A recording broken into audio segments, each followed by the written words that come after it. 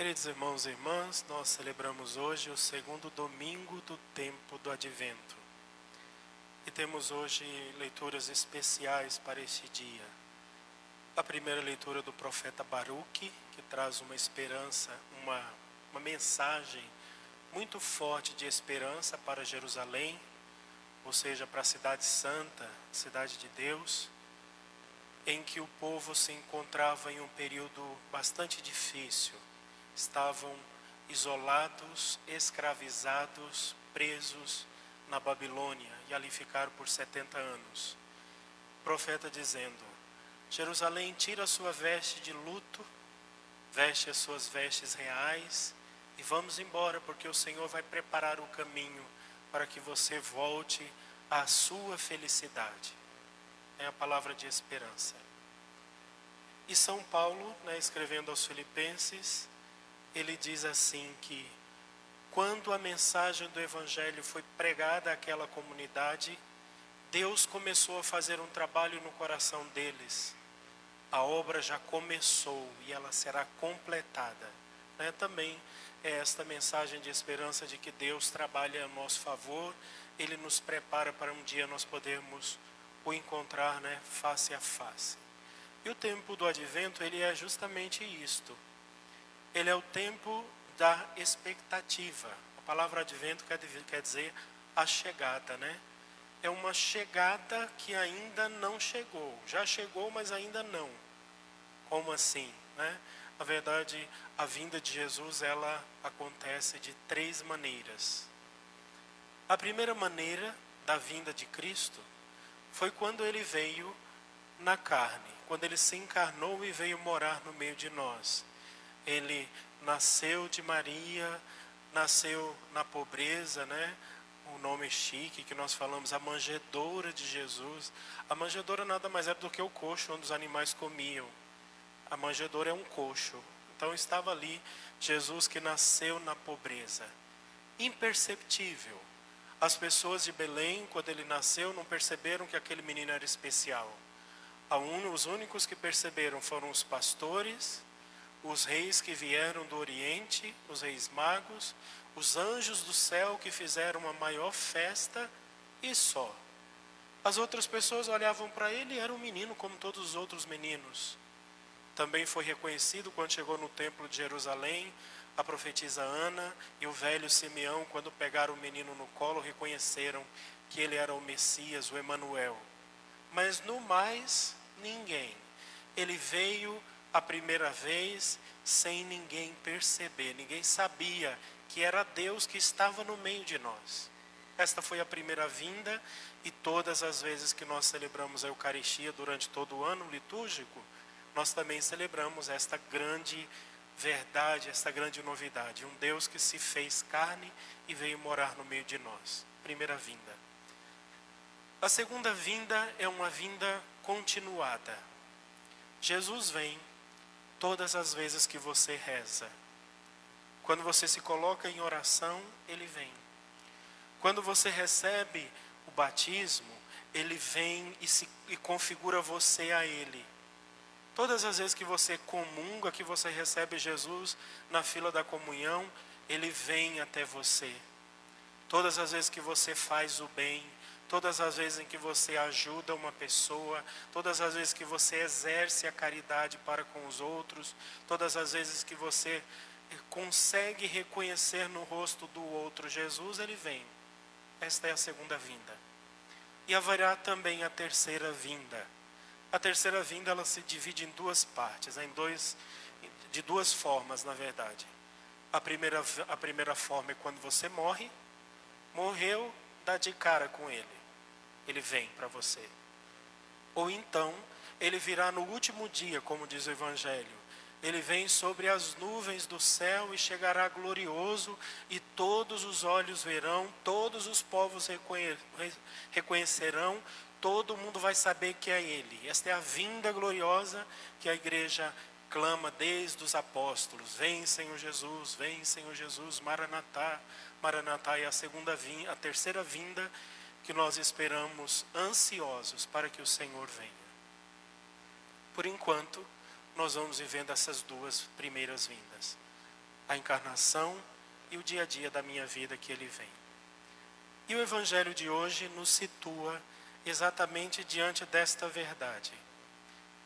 Ele veio em um tempo muito concreto. E o Evangelho começa dizendo assim: no 15º ano do império de Tibério César, quando Pôncio Pilatos era governador da Judeia, Herodes administrava a Galileia, seu irmão Filipe as regiões de Itureia e Traconítide, e Lisânias e Abilene, quando Anás e Caifás eram sumos sacerdotes daquele ano.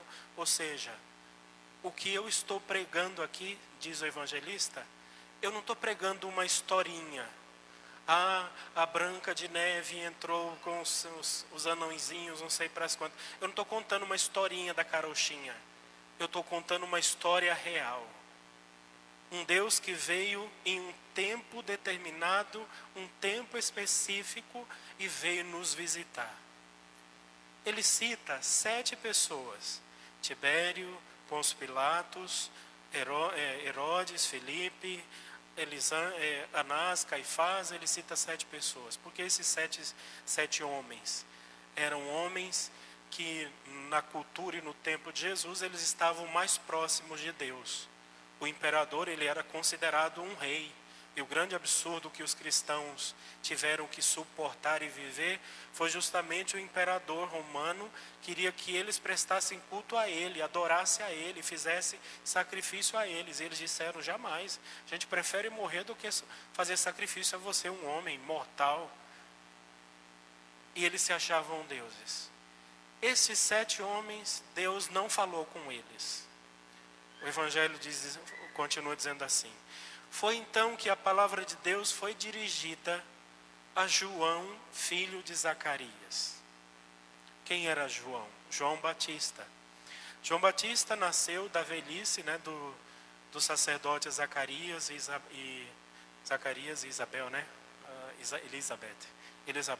Isabel. Ele era, quando os pais tiveram o filho, diz a história, que não é aqui a história oficial, que os pais morreram, ele ainda era adolescente, já eram velhos quando ele nasceu. Ele, depois que os pais morreram, ele vendeu todos os seus bens e foi para o deserto. Lá no deserto, ele não era um homem comum como os outros. Ele não bebia bebida alcoólica de jeito nenhum. Ele não cortava o cabelo. Ele não fazia barba. E ele não vestia roupas comuns como as pessoas vestem. Ele se vestia de pele de camelos, peles de animais. Não comia carne. Ele se alimentava de uma frutinha chamada gafanhoto, que é uma espécie de bage, assim, parece um pedacinho de chocolate, e mel silvestre. Era este o alimento dele. Ele fazia penitência constantemente, desde a sua infância até o dia em que foi decapitado pelo rei Herodes. A vida inteira ele viveu isolado no deserto.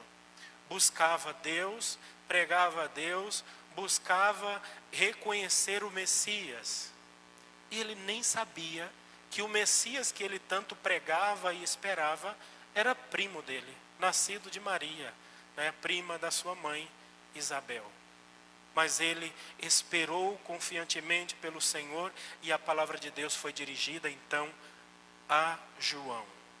João ouviu o Senhor e foi o Senhor que revelou a ele: João, este é o meu filho muito amado, no qual eu coloco toda a minha afeição, toda a minha complacência. João viu o céu aberto e a voz falando, e os acontecimentos ali teofânicos, a teofania de Deus, no momento em que Jesus foi batizado pelas mãos de João. Deus falou com João, porque João primeiro esperava Deus, e depois ele conformava a vida dele à vontade de Deus. Isso aqui que é muito importante para a gente. Você quer escutar Deus? Você quer saber quando é que Deus vai vir? Ele virá, Você quer saber quando Deus vem? Então você precisa entrar em um processo de conversão. Assim como João. João foi para o deserto. O deserto significa o quê? O lugar do vazio das coisas do mundo. No deserto não tem shopping center. No deserto não tem gente falando o tempo inteiro. No deserto tem areia, sol, calor e frio. E acabou. E foi lá que João foi forjado para poder receber e compreender toda a mensagem de Deus. Isso daqui é importante para a gente, porque às vezes nós queremos as coisas de Deus, mas não queremos renunciar às coisas do mundo. Por exemplo, um exemplo bem prático assim para a gente não esquecer. Tem gente que quer Deus, mas quando ele chega na igreja, ele não cumprimenta Deus que está aqui no sacrário. Ele não se ajoelha, não faz o sinal da cruz. Ela entra na igreja e já começa a falar com uma, a falar com outra. Ela parece que foi para a praça. Parece que a igreja é uma feira, né? Durante a missa, a pessoa está o tempo inteiro vendo o celular. Não, agora tem a desculpa, dizendo assim, não, eu estava lendo as mensagens, tem um aplicativo e tal. Tem vários aplicativos que tem as leituras do dia e tal. Mas, na verdade, a pessoa estava lá, era no Instagram, no Facebook, no TikTok, se brincar, né? Ela não desliga o celular hora nenhuma. Quando acorda de manhã, ao invés de fazer a sua oração, ela pega o celular, entra no bendito do WhatsApp, aí manda bom dia, bom dia, bom dia para o grupo da família, para o grupo da vizinha, para o grupo do porteiro, para o grupo de não sei quem, o grupo para todo mundo, bom dia, bom dia, bom dia, bom dia, e o grupo tem tanto bom dia que você não sabe para que serve aquele troço, né? O tempo inteiro ela está falando, ela fala pelos cotovelos, ela fala da vizinha, ela fala do cachorro, ela fala de não sei o quê. O tempo inteiro ela fala.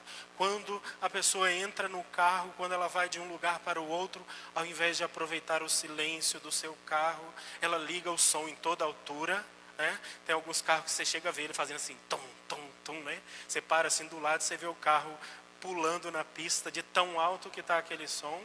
Quando chega em casa, liga a televisão, liga isso, vê o jornal, vê não sei o quê. O tempo inteiro, ela não para um minuto. Como é que você vai escutar Deus se você não para? E quando vai à igreja, eu vou falar uma besteira aqui, tá? Vocês me perdoem, mas algumas das nossas irmãs, elas vêm à igreja e elas não deixam os homens rezarem, né? Porque elas vêm quase nua para a igreja.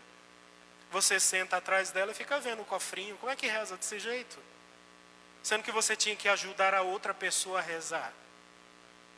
Não para um minuto, não fica um pouco em silêncio, não tem tempo para ela, não consegue, não se concentra. A missa ela está voando, ela está viajando, ela está pensando no cartão que vai vencer amanhã, no banco que está no vermelho, na criança que ficou em casa, no cachorro, no não sei o quê. Está o tempo inteiro fora do ar e não vai para o deserto. E se não for para o deserto, não tem como ouvir Deus. Não vai escutar. E vai estar nessa agitação, né, um coração completamente cheio de montanhas e vales, como dizem as leituras de hoje, né, o Evangelho também aqui diz assim, endireitai as veredas, ou seja, endireitai o seu coração. Tem vale, arruma, deixa tudo certinho, porque quando o Senhor chegar, Ele não vai te pegar desprevenido. Quando chegar o momento em que você tiver que se apresentar diante do Senhor, você já está tão acostumado com a voz dele, que não vai ser uma surpresa. Muito pelo contrário, vai ser o dia da grande alegria. Quer um conselho simples e prático? Você quer que Deus fale com você? Então cale a sua boca. Porque se você continua falando, agitado, não para, não sossega, você nunca vai escutar Deus, Ele não vai poder vir, Ele não vai fazer nada dentro do seu coração, e no dia que Ele chegar, aí você perdeu tudo. É por isso que hoje João nos traz esta grande mensagem. No deserto, endireitai o seu coração. Porque quanto menos você esperar, Ele virá.